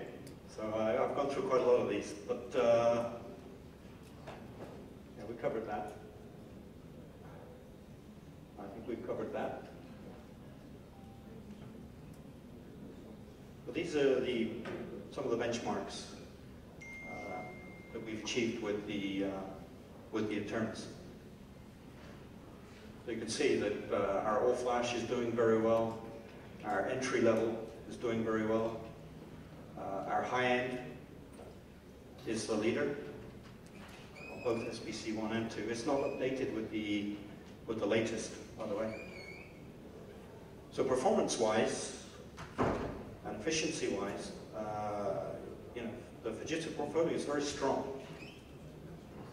It's nothing that you should be worried about from a server or storage perspective, because not only is it an equivalent to what you're already finding in the market, in some cases it's better.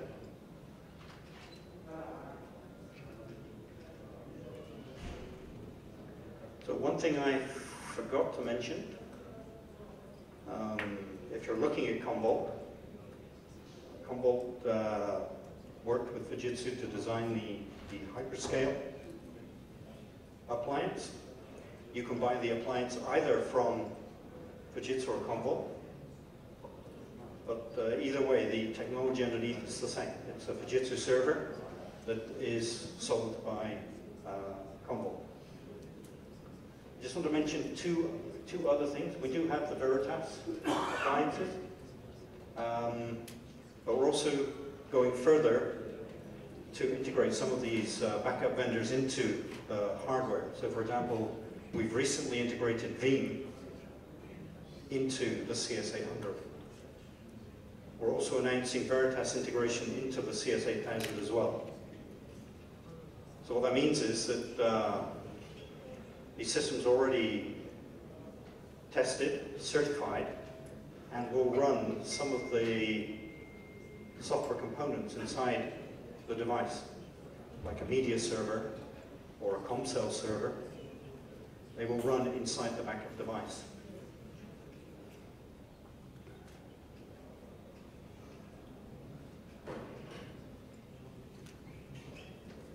So this is that modular system I mentioned.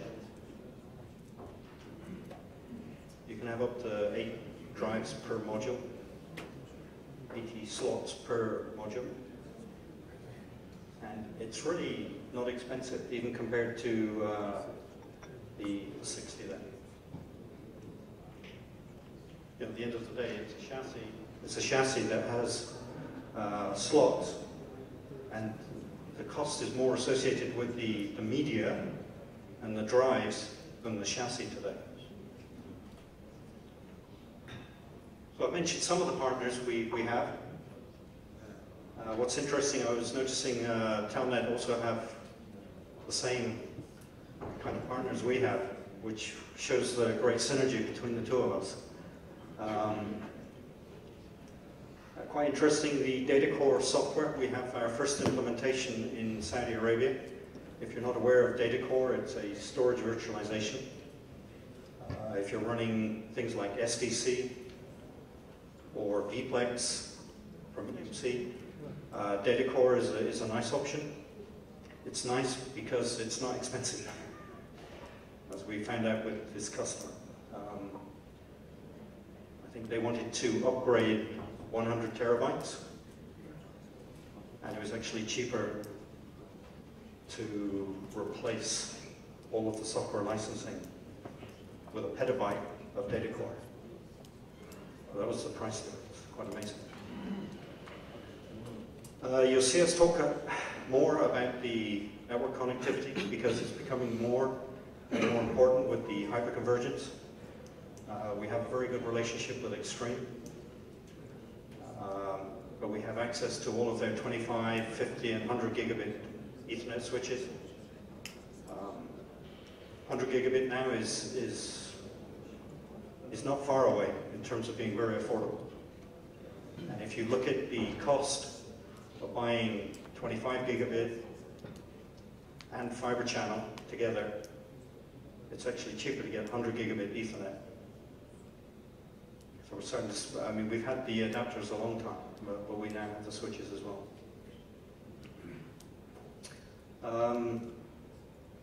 Quantum and Oracle, We've had very long relationships with both of them. So if you need quantum tape libraries, like the scalars or the STK type tape libraries, we have access to those as well.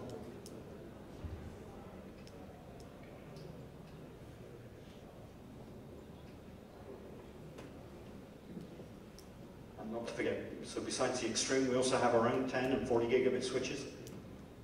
These are okay. I mean, we've been selling quite well with these types of solutions for the top of rack. I think the benefit has been that 10 gigabit switches have been about half the price of some of the other vendors out there. We do, by the way, sell Cisco as well, although that kind of agreement seems to be slipping a little bit. So we do have the VDX, not the VDX, we have the Nexus switches. We have all of the Brocade, so Fibre Channel is still there. Like I mentioned, all of the storage arrays support 32 gigabit Fibre Channel, and we have access to the 32 gigabit switches.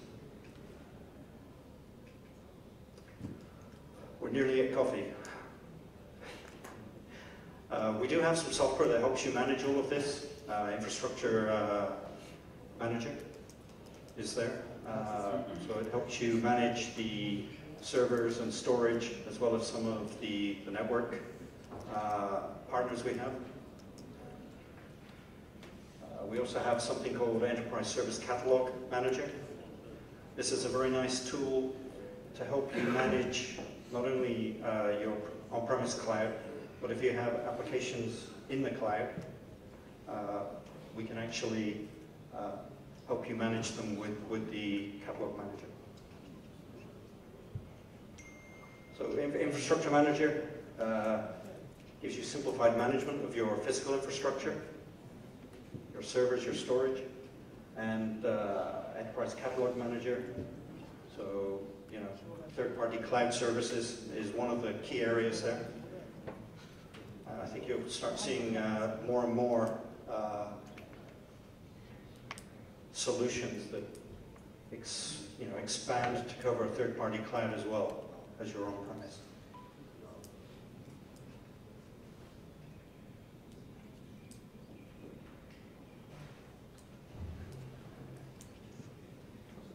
I think that's a repeat.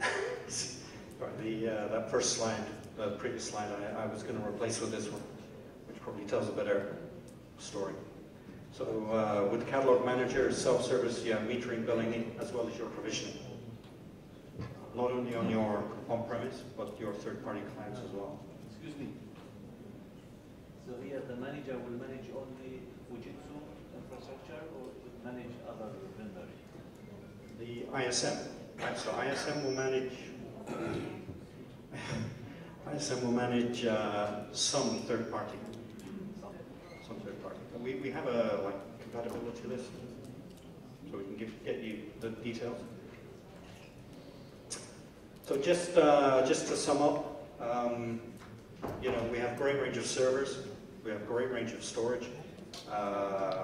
We also have, from the legacy scale-up type solutions to the hyper-converged scale-out.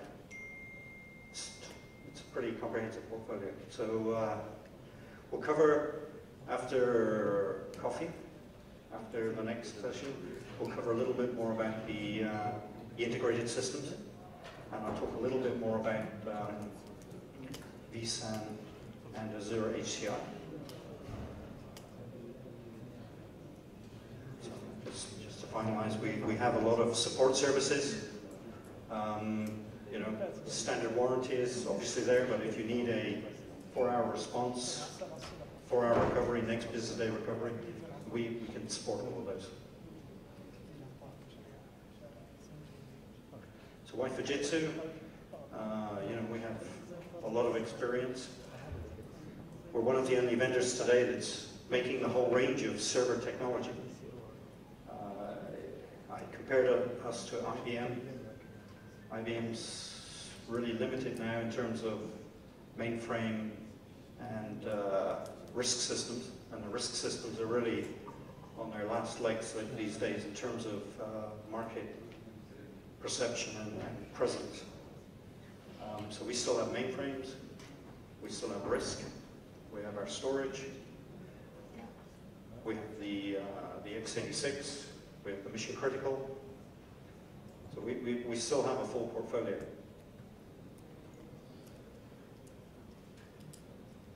Okay, so integrated systems will be later on. I'll let you go to coffee now. Thank you for staying awake. Thank you. شكرا جون.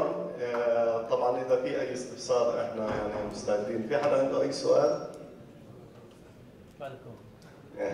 لسه ما جاش وقت القهوه. كنت حابب اساعدك بس لسه. انا والله بدي اعقب على كم من نقطه حكاهم جون، يعني بدي اكد عليهم. احنا في موضوع الاستورجز في عندنا يعني فيري كومبتيتيف برايسز في موضوع الاستورجز. وفوجيتسو من الناس الليدرز في موضوع الاستورجز، خصوصا في موضوع سواء كان هايبريد او كان اولي فلاش، والاولي فلاش بنقدموا بيرفورمانس عاليه وكمان اسعار كثير مميزه. وكشركه فوجيتسو زي ما حكى جون كثير في ثيرد بارتي ويب سايت عملت تيستينج على هاي الاكويبمنتس وعملت ريبورتس من ناحيه بيرفورمانس، وكانت شركه فوجيتسو البيرفورمانس تاعها كثير ممتاز وكثير كان في بنش ماركس كثير مميزه في هاي الموضوع. هذا مش حكي فوجيتسو، حكي ثيرد بارتي، نحكي مواقع او شركات. هلا فموضوع الاستورج احنا مستعدين كمان يعني نساعدكم فيه من ناحيه اسسمنت، من ناحيه سايزنج، من ناحيه كل هاي الامور عشان نضمن انكم تاخذوا افضل بيرفورمانس بافضل سعر. شغله ثانيه انا بدي احكي فيها انه احنا جبنا مجموعه اجهزه عرضناها برا واحنا مستعدين نشرح لكم عليها، وهي اجهزه مميزه، منها الهايبر كونفرز ابليانس اللي كان هايبر كونفرز زي البلاد انكلوجر هو ريبليسمنت للبلاد تكنولوجيز اللي بتاخذ 4 سيرفرات وممكن تشوفوها ونشرح لكم عنها، وكمان معروض اولي فلاش ستورج. ممكن تشوفوا شو في بورتات بركب عليه، ايش البورتات الراكبه، ايش في اوبشن ثاني ممكن نركبها عليه ونشرح لكم عنها بشكل ممتاز. شغله ثالثه بدي اعرضها انه في مثلا معظم الموجودين اكيد عندهم في ام وير انفايرمنت. الفي ام وير انفايرمنت طبعا يعني هي فيري بوبيولار عندنا وكثير ناس بيستخدموها. هلا في ام وير انفايرمنت عندهم تول اسمها في ام مارك. عرضها جون بشكل سريع، انا بس بدي اعقب عليها كمان مره. الفي ام مارك هي عباره عن تول من في ام وير بيجيبوا اجهزه الفندر سواء كان فوجيتسو او ديل او اتش بي او هيتاشي وريفر، وبيعملوا تيستينج عليها، هيفي تيستينج، ببلشوا يتستوا كم بيحمى، كيف البرفورمانس، كيف هاي الامور، وبعطوها علامه. هاي العلامه بيست على البرفورمانس اللي بعطيها السيرفر. اذا انتم كتبتوا في ام ار على جوجل بيطلع لك ريبورت بالتستنج اللي انعمل والعلامات اللي طلعت. بنلاحظ انه فوجيتسو هي اعلى علامات. يعني دائما شوف التستنج اللي حصل على 2 سوكيتس بتلاقي رقم 1 فوجيتسو. شوف التستنج اللي صار على 4 سوكيتس بتلاقي رقم 1 فوجيتسو. فهذا شيء طبعا مميز كثير. يمكن واحد يسال منكم طب ليش فوجيتسو؟ ما هو كله في النهايه انتل بروسيسور ومذر بورد من انتل، شو اللي بيميز فوجيتسو عن ديل او اتش بي او في النهايه كلهم بيشتروا بارتس من ثيرد بارتي وبجمعوها. ليش بتعطي برفورمانس اعلى؟ لانه فوجيتسو عندها باتنت في موضوع التبريد. وكم احنا بنقدر نعمل السيرفر الانفايرمنت تاعته بارده، كم بنحصل على برفورمانس اعلى. فعشان هيك فوجيتسو هي اللي طلعت بموضوع الخلايا الخماسيه للتبريد، والاير فلو جوا السيرفر بيمشي بطريقه معينه عشان يضمن انه يضل السيرفر بارد ويعطي احسن بيرفورمانس. هاي نقطه حبيت برضه انوهها. كمان في نقطه اللي هو موضوع انه احنا جديد لنا تبع حدود سنه ونص كبارتنر فوجيتسو. الحمد لله عملنا ريفرنسز كبيره في البلد. اي حدا عنده بروجكت ممكن يعني حتى بده يطمن نعمل له ريفرنس فيزيت لواحد من مشاريعنا اللي اوريدي راكبه وشغاله. عندنا كميه مشاريع بتخص كستورج، باك اب ابليانسز، سيرفرز، كومبليت داتا سنترز، كل هاي الامور احنا غطيناها وموجوده في البلد حاليا وفي مده كانت قياسيه. واحنا زي ما حكى يزن المدير العام عندنا في كلمته الترحيبيه، احنا اهم شيء عندنا اللي بيهمنا انه احنا بناخذك عند الزبون تسمع منه، انت تشوف هو شو بيحكي، شو الاكسبيرينس كانت تاعته مع فوجيتسو ومع شركه تلنت، هل اخذ السيرفيس اللي بتمناها؟ احنا الحمد لله كل زبون اشتغل معنا هو ريفرنس لنا، واحنا ما بنخاف انه ينسال او حدا يوصل، وهذا الشيء طبعا بنفتخر فيه. هلا كمان شغله بالنسبه لشركه فوجيتسو، هي شركه لها اكثر من 85 سنه موجوده في السوق، بتعمل في هذا المجال، لها كميه براءات اختراعات يعني فلكيه انا بعتبرها، 250,000 براءه اختراع مسجل باسم شركه فوجيتسو، 750,000 ابلكيشن مقدم لبراءات اختراع لشركه فوجيتسو. ممكن تدوروا على براءات الاختراع او عدد براءات الاختراع الناس اللي بينافسونا، كم بتكون؟ يعني شوفوا انتم، احنا بالعاده ما بنحكي يعني عن حدا الا كل خير. كمان فوجيتسو عندها ستورج اللي هي الانتربرايز ليفل اللي هي 8000 سيريز، هي مصنفه عالميا كاسرع ستورج في العالم. تعطي مليون ايوبس في هاي الستورج، يعني مليون انبوت اوتبوت بير سكند. هاي الستورج بتيجي عليها 24 كنترولرز وبتعطيك وهي مصنفه كاسرع ستورج. في شغله اخيره بدي اعقبها، موضوع الكومباتيبلتي. معظم الاذر فيندرز بيجي بيعمل ستورج سيريز بسميها اسم معين، مثلا بغض النظر يعني نحكي كلاريون، في ان اكس، يونيتي، وريفر شو الاسم، هذا السيريز بيكون كومباتبل مع نفس السيريز. يعني مثلا اذا انا عندي مثلا ليتس في ان اكس ستورج في البرايمري سايت، جيت بدي اعمل ريبليكيشن على ديزاستر ريكفري سايت، بيلزمني كمان في ان اكس ستورج، ما بزبط انا اجيب يونيتي عشان اعمل ريبليكيشن بينهم، ما بزبط تو ميكس، لانه الريبليكيشن بده كومباتبل ستورج تو ميك ذا سان تو سان ريبليكيشن ريكوايرد. في فوجيتسو عندهم شيء كثير مميز، انه عندهم سيريز واحده للستورجز، من اول ما بلشت الشركه وبلشت تشتغل في الستورجز عندهم سيريز واحد اللي هي الايترنال سيريز. الايترنال سيريز هاي بغض النظر اي ستورج جبتها، ميد رينج، انتري، هاي اند، كله ايترنال. اصغر ستورج بتحكي مع اكبر ستورج، والستورج اليوم مصنوعه بتحكي مع الستورج المصنوعه قبل 5 و6 و10 سنين. هاي الكومباتيبلتي اللي موجوده شيء كثير مهم، لانه كثير ناس بيجي بيشتري ستورج اليوم في البرايمري سايت، بحطها في البرايمري سايت، بعد 5 6 7 سنين بقول لك والله انا بدي اعمل دي ار، بدي استخدم سان تو سان ريبليكيشن، نحكي له تمام، جيب، بيحكي شو الستورج، بنحكي له والله الستورج اللي عندك بطلت، صارت عنده سيل، بدك تشتري الاحدث. بيجي بده يشتري الاحدث، تعال بتعمل ريبليكيشن على اللي عندي، لا يا عمي ما بتعملش، كل واحد بيفهم على لغته، انت اللي عندك مثلا بي ان اكس واللي هلا يونيتي ما بزبط يعمل ريبليكيشن مع بعض. انا ما جبت سيرتهم، انا ما اللي فاهم يفهم. فيعني هذا الموضوع كثير مهم، انه انا عندي زي فوجيتسو عندهم ايترنس اي اف 250 اس 1 اس 2 اس 3 كلهم كومباتبل مع بعض وبيحكوا مع بعض. تفضل. هلا عندك البرايمري سايت يعطيكم العافيه. محمد عبد الرازق من مجموعه الاتصالات. حياك الله. نحكي البرايمري سايت زي ما حكيت مبني من فتره ومن سنين، وهلا في عندك دي ار سايت. صحيح. هلا لما نعمل الدي ار سايت بصير مثلا نروح على فندر ثاني زي فوجيتسو ونعمل شيء ثاني مثلا في البرايمري سايت، ولا لازم؟ والله هو حسب طريقه الريبليكيشن. انا زي ما حكيت لك، حتى اذا انت برايمري سايت اذا عندك انت برايمري سايت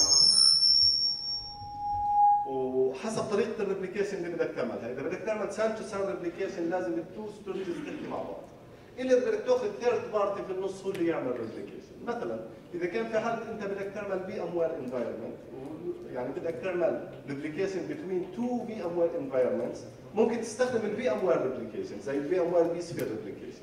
اما اذا بدك تستخدم سان تو سان ريبليكيشن اللي هو النيتف ريبليكيشن اللي بيجي على الستورجز، انت مضطر انك تروح لنفس الفندر زي ما حكينا، في حاله الفندرز الثانيه لازم بنفس السيريز، الا اذا كان في ليفل اضافي فوقهم زي مثلا الكفر بوينت او اللي هو اللي والهاندل ريبليكيشن. هذا هو الريبليكيشن. هلا شغله انا اخيرا باكد عليها انه احنا كفريق تلنت موجودين ومستعدين نقدم اي اسسمنت او اي مساعده لاي حدا موجود هون. احنا موجودين اليوم وبكره وبعد شهر وكل يوم. فاي حدا عنده اي شيء او بده اي استفسار او بده اي مساعده سواء بالفوجيتسو سواء بفورتينت او باني اذر تكنولوجيز، احنا ان شاء الله موجودين وبيسعدنا انه يعني نساعدكم. شكرا. والحديث بالحديث يذكر حاليا في صادفت انه في فريقين لمشاريع مهمه في البلد موجودين حاليا في ميونخ في المانيا، في الشركه هناك يعني للتدريب واخذ المعلومات مباشره من المصدر. هذا ما تتميز به شركه تلنت، وهو يعني موضوع مهم. دعم موجود في البلد، شفنا يوسف يحكي في جميع المواضيع المهمة، وأيضا هناك دعم فني داخلي ودعم فني من الشركة نفسها. يعني الطواقم حاليا موجودة، للأسف ما قدروا يكونوا معنا اليوم لأنهم اوريدي حاليا في ألمانيا في ميونخ.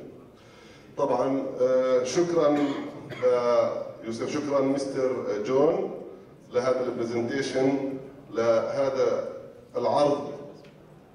ممكن ما يكونش مشوق كثير الحكي في البرودكتس، ولكن في النهايه انتم اصحاب اختصاص.